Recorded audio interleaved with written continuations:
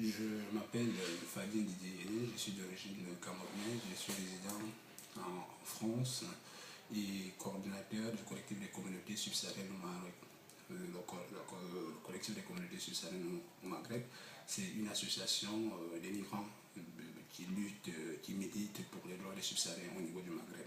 Si je fais cette vidéo aujourd'hui, c'est juste pour interpeller les uns et les autres, que ce soit les Africains que nous sommes, je dis bien Africains, pas seulement des Africains subsahariens, y compris les Maghrébins, je dis bien Africains, avec les Européens qui sont indignés aujourd'hui sur la question des droits humains et particulièrement la question des droits des subsahariens au niveau du Maghreb.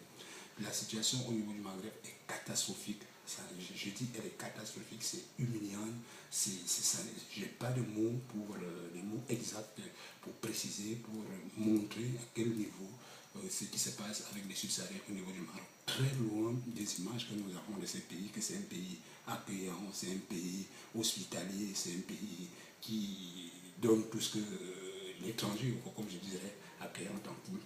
Je me dis cet accueil, c'est par rapport seulement aux Européens. Je vais vous prendre 5 exemples, 5 les plus récents de l'actualité et que nous, au niveau des médias, que ce soit européens, que ce soit africains, personne n'en parle. Comment les subsahariens sont massacrés au niveau du Maroc dans l'indifférence totale, que ce soit des représentations diplomatiques des pays subsahariens, que ce soit des Européens. Il y a de cela 3 mois, 2 Camerounais, c'est-à-dire un du nom de Clément, des jeunes Camerounais, ont été abattus froidement par la garde-côte marocaine. Froidement parce qu'en fait, ils ont essayé de prendre le grillage de cette Médina. Ce qui ne se comprend pas, c'est qu'ils voulaient partir du Maroc pour l'Espagne. Ils ont été abattus froidement. Or, il y a toutes les législations, toutes les mesures pour arrêter un migrant qui veut traverser la frontière et le refouler. On ne sait pas ce qu'on a fait de leur corps. Là, on peut comprendre que c'est des migrants comme on a l'habitude de les stigmatiser. Mais après eux, après la situation de Clément, il y a un Malien du nom de Koulibaly qui, un beau matin, il est dans le quartier de Rabat, à Dakadoum. Il se lève pour aller acheter des cigarettes et du pain dans une épicerie. Il est en train de parler avec le commerçant et il y a un Marocain qui vient derrière lui, qui se précipite pour le servir. Le jeune Malien qui essaie de demander pour comment le monsieur ne respectait pas le rang. Le monsieur a pris ça très mal. Très mal, ils ont changé les mots et peu de temps après, lui, il ne savait pas, le Marocain l'a injurié, mais ils ont changé les mots, mais peu de temps après, le mec revient avec le couteau et le poignarde mortellement. Ce Malien est mort du coup. Les Noirs qui étaient là, subsahariens qui étaient là, ils ont essayé de faire du bruit. Eux, ils croyaient qu'en fait, ils veulent aller vers la police pour aller se plaindre. Mais vous savez ce qui s'est passé? Quand la police est arrivée, on a pris tous les Noirs qui étaient là, qui pouvaient être des potentiels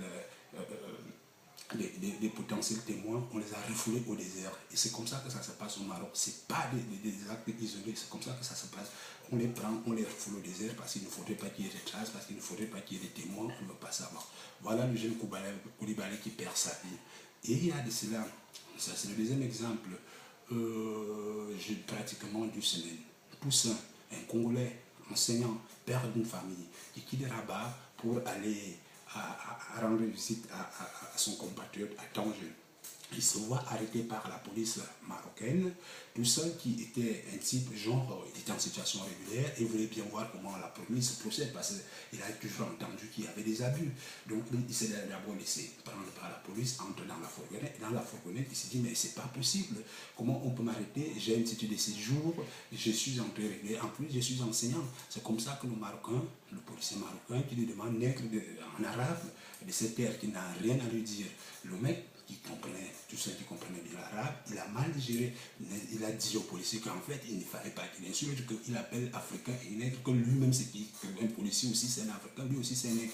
Le policier a mal pris et c'est comme ça qu'ils ont éjecté, j'ai dit éjecté, on l'a propulsé de la voiture qui était en pleine vitesse, il a cassé les pare-brises, il est tombé, 2 jours plus tard, Toussaint est mort. La même semaine, une petite Ivoirienne de 16 ans, 16 ans, mineur, en Europe on est mineur, c'est pas parce que c'est des Ivoiriens. Il s'est fait violer par 4 policiers qui faisaient des rafles, qui le prennent et qui l'amènent dans une forêt de 16h jusqu'à 23h. Je peux seulement dire Dieu merci qu'elle n'ait pas été morte, parce qu'en fait, on pouvait aussi trouver son corps, on pouvait l'étouffer, on pouvait l'égorger, on ne sait pas ce qui pouvait se passer. On peut toujours dire que c'est des actes isolés, comme d'habitude, pour démontrer que c'est des millions. Tout le temps, on vous dit que c'est des gens en situation régulière. Puisque je parle plus en situation régulière. Il y a Ismaël, ce jeune Sénégalais, qui a été assassiné le 14 de ce mois dans des conditions barbares, dans des circonstances, pas des conditions, des circonstances barbares. Ismaël, qui est musulman comme la plupart des Marocains, il aime trop prendre le côté chrétien, religion pour dire que nous sommes des frères. Ismaël qui paye son ticket pour aller à Fès. Fès, c'est une ville religieuse. Le ticket, le tocard qu'il a acheté lui donnait accès, donc une place, autorisation à une place. Et il s'avère que cette place, c'est tombé comme ça au hasard.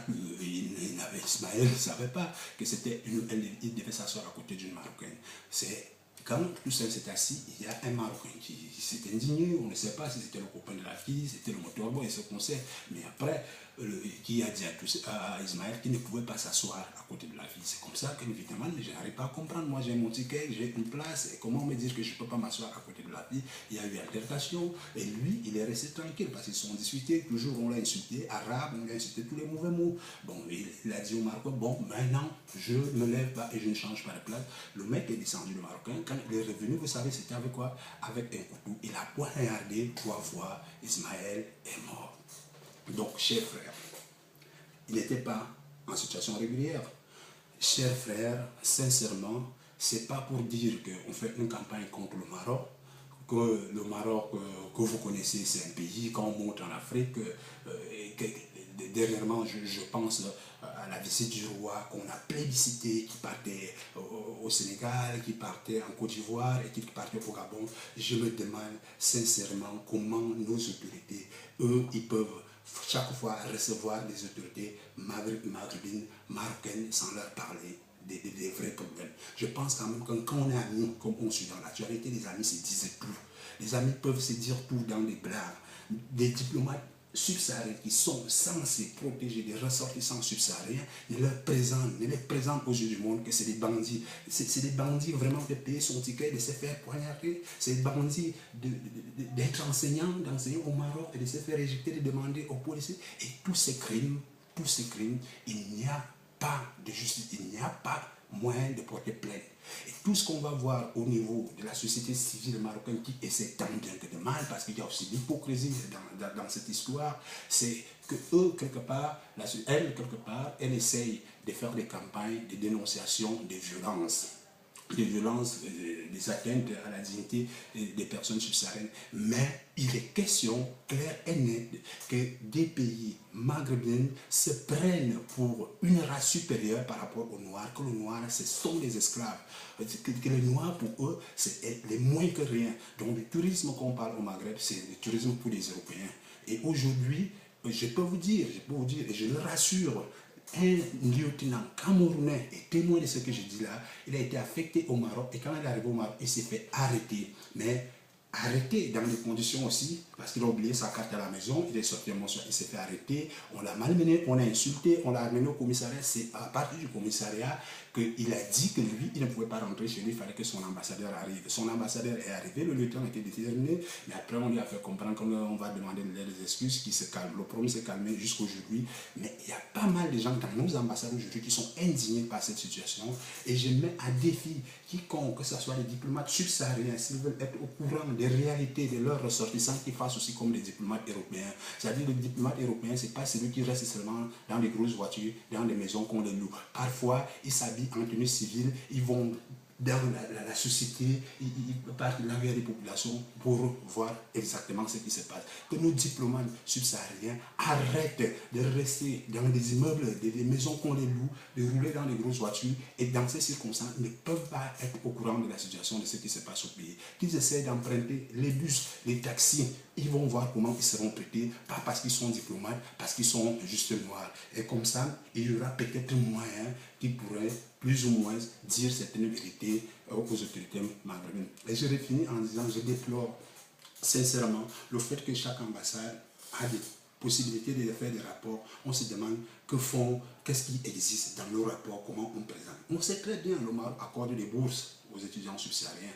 Peut-être j'en ferai d'autres vidéos, je ne veux pas trop vous surcharger. Je voulais d'abord parler des assassinats. Prochainement, dans les jours à venir, je pourrais parler de la coopération pour les élèves subsahariens qui viennent au Maroc. Comment.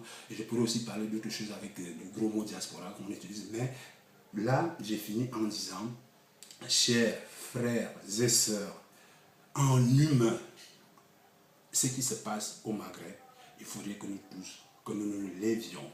Partout où il y a un Maghrébin à côté de nous, là où nous travaillons, ce n'est pas une déclaration de guerre, c'est une manière de leur demander de se conscientiser, de prendre conscience qu'ils sont racistes, que ce qu'ils demandent ailleurs, on ne peut pas, ils ne donnent même pas ça chez eux. Et après, ils sont les premiers qui connaissent, je dis bien les premiers qui connaissent ce passé pour des victimes. Moi, je ne parle pas de questions de religion parce qu'il ne faut pas que les gens déforment les paroles des gens pour dire que c'est question de... Les Sénégalais qu'on a tués, c'est des musulmans, le Malien qu'on a tué, c'est des musulmans. Je ne parle pas question des musulmans ici parce que c'est ça, on a tendance à confondre. J'ai dit des Maghrébins, ils pensent qu'ils sont une race supérieure par rapport aux Noirs. Donc, il est question aujourd'hui...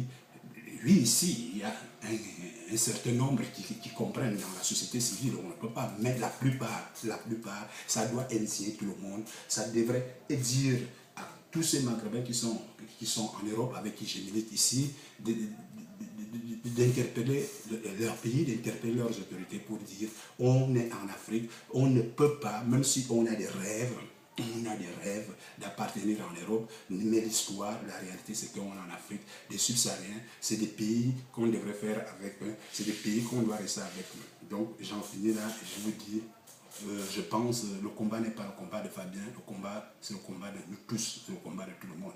Merci.